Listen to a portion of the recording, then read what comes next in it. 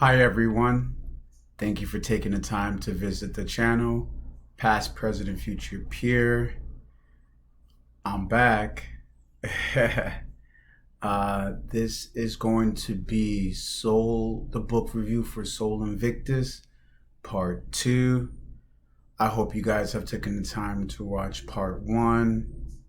I've covered so many things, and if you watched it, you see that there's so much that I need to cover, so I wanted to mix it into 2 videos. So I would assume that you watched part 1. So part 2, we're going to just pick up where we left off. So thank you again for taking the time to watch the video, and let's get into it. So now, we know that each culture, when it came to the Greeks, Persians, and even the Egyptians, had their own sun deity that correlated with them and which represented the sun. So, after doing more research, I was able to find that for some reason there's these stories, these mythological stories that pertain to 2 suns. For example, in the Egyptians, they have Osiris and Horus. And if you know the mythology story, Osiris was the representation of the sun until he got died off by Set, his brother, and he was left to go into the underworld until Horus came around and became the embodiment of Osiris and became a sun deity, worship as a sun deity. Now it's going to make more sense later on. I just wanted to point that out. Even to the Greeks, you have Helios and Apollo, always 2 deities representing the sun. So in the correlation of things, I was trying to figure out, does Rome have some correlation with this also? And yeah, actually they do. And as I said before, this is the book review for Soul Invictus, but there was a second sun that early Rome worshiped in antiquity, and that is Sol Indingus, as I'll show you here. The ancient Romans were religious and had a number of gods. For instance, Janus, Jupiter, Quirinus, Mars, Juno, Liber, Ceres, and Libera, Sol, Neptune, and Genius, among many other gods. It is believed that Rome had 2 different sun gods, namely Sol Indicus and Sol Invictus. Sol Indicus was the first and was thought to be unimportant and disappear at an early period. Earlier in antiquity, far antiquity, the solar cult reappeared later within the coming of Syrian Sol Invictus in Rome. So now what it's saying here is that Sol Invictus and Sol Indigenous were 2 separate sun deities worshipped almost at the same time. Yes, the names change, but remember, these are 2 separate deities that were worshipped at different times. So I'll continue here. Who is the Roman sun god? Sol is a deity in ancient Roman religion and a personification of the sun. People believed that Rome had 2 different sun gods in the late Roman Empire. It is said the solar cult reappeared with the coming of Sol Invictus, which was believed to have originated from Syria. In Latin, Sol means sun and is associated or equivalent to other solar gods in other countries.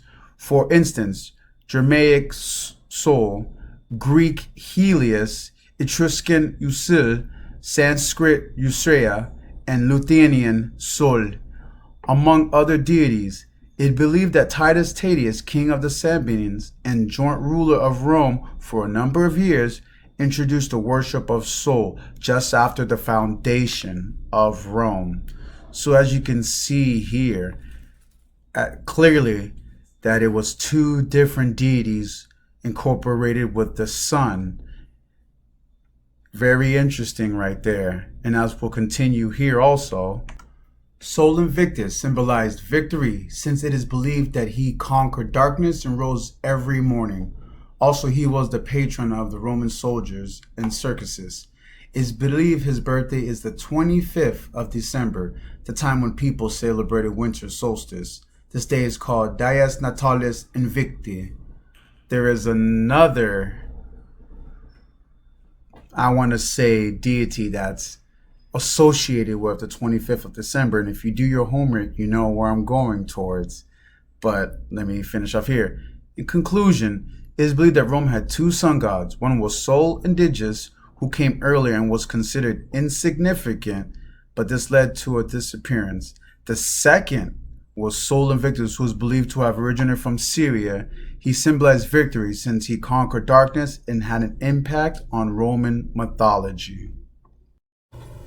So now, after showing you the two separate deities that were worshipped in Rome and antiquity, Sol Invictus and Sol Invictus, I want to actually head towards back to Greek a little bit, because we all know that Greek Hellenization ran rapid through the 4th century BCE, right after the time of Alexander the Great and the War of the Diadochi. I want to bring my attention to the deity of Helios, the sun god of Greek, and a statue that was eradicated in Rhodes, in the city of Rhodes in Greek, as I'll show you here. The Colossus of Rhodes was a statue of the Greek sun god Helios, erected in the city of Rhodes on a Greek island of the same name by Charles of Lindos in 280 BC. One of the 7 wonders of the ancient world, it was constructed to celebrate the successful defense of Rhodes city against the attack of Demetrius Poliorcetes, who had besieged it for a year with a large army and navy.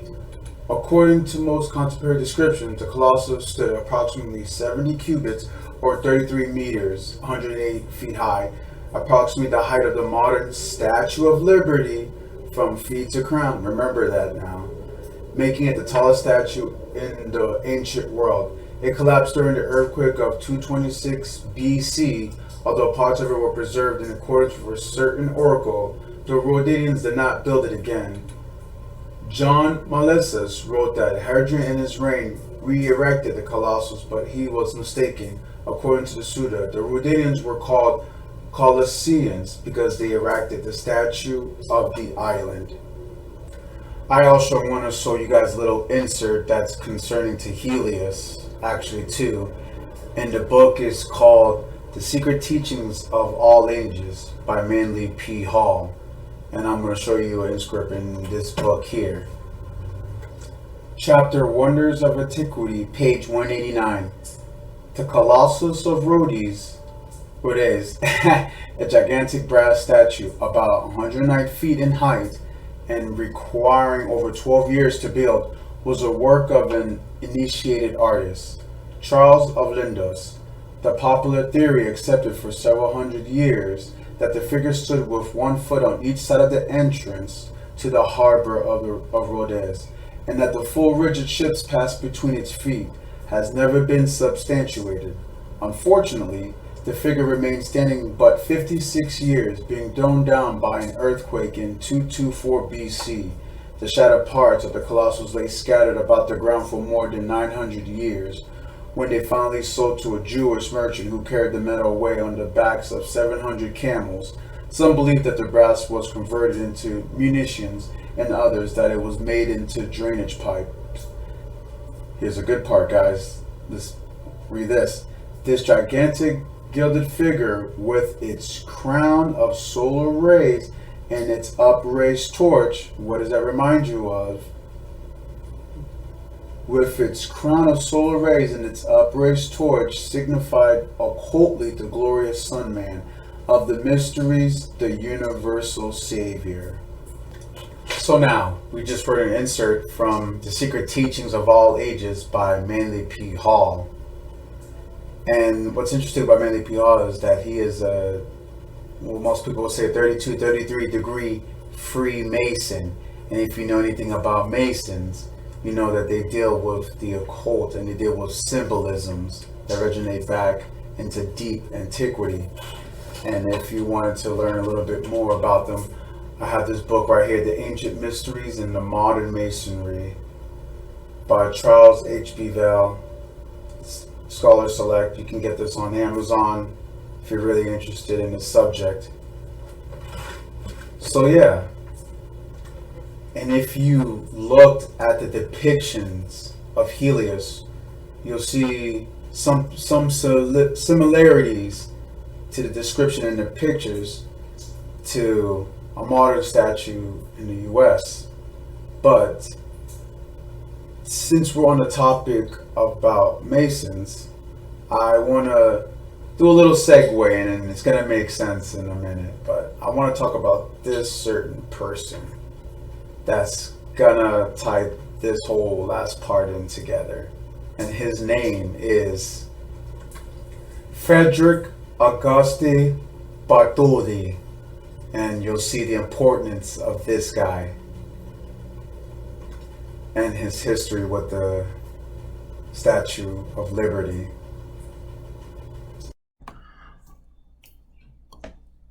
Auguste Bartholdi, born 1834 through 1904, was a sculptor and painter, better known for designing of the Liberty enlightening the world, commonly known as the Statue of Liberty.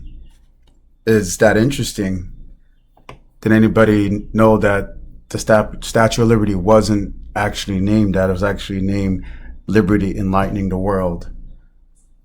But I'll continue off from here.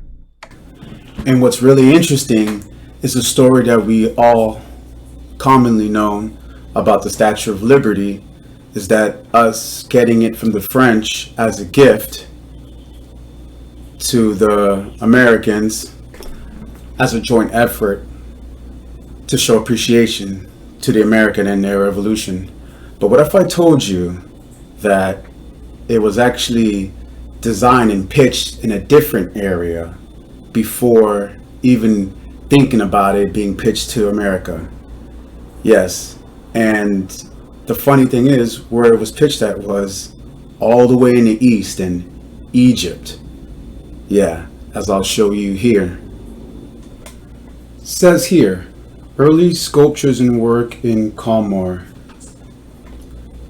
It says here, early sculptures and work in Kalmar. In 1853, Bartholdi submitted a Good Samaritan themed sculpture group to the Paris Salon of 1853.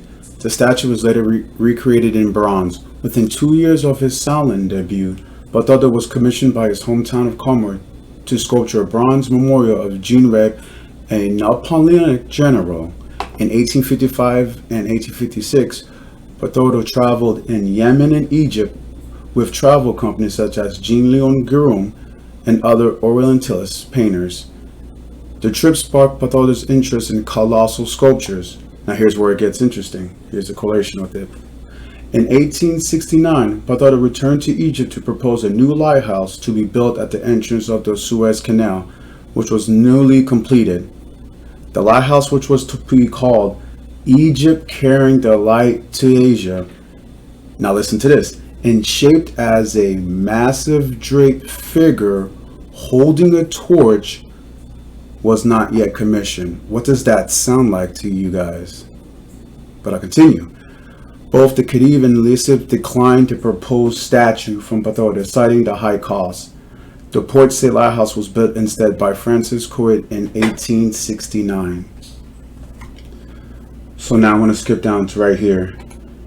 In 1871, he made his first trip to the United States. Remember that date now, 1871 compared to 1869, where he pitched the idea of a massive statue gifted from the French to the Americans in honor of the Continental of the American independence. The idea, which was first been butched to him in 1865 by his friend Edouard René de Lablé, resulted in a Statue of Liberty in New York Harbor. But I want to stop there because we just read earlier that he originally botched this idea in Egypt, but due to the cost that this project would endure, they declined the offer, as I'm just showing you right here. So no, there was no original plan for this statue to be erected in New York. It was first in Egypt that it was first proposed but declined, and then brought the idea to be commissioned in the States of America in New York. So just throwing that out there to you guys. But I want to throw into the later years, as it says here, just a little tidbit. In 1875, he joined the Freemasons Lodge Alske Laurent in Paris. And in 1876, Bartholomew was one of the French commissioners in 1876 to the Philadelphia Continental Exposition.